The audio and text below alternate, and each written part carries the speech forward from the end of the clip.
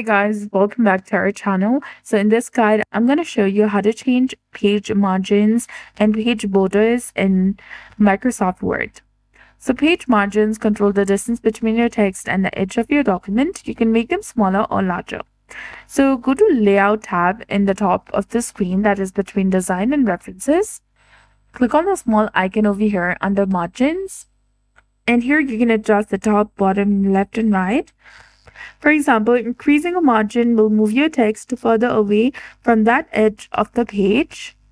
You can select custom margin and set the top, left gutter, bottom, right gutter position and all according to your preference.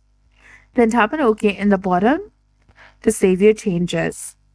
On the right side, click on Page Borders, and in the settings section on the left, choose Box. Select a desired style, color, and width for the border. Select the style that you want to, and you can select the width according to your preference as well.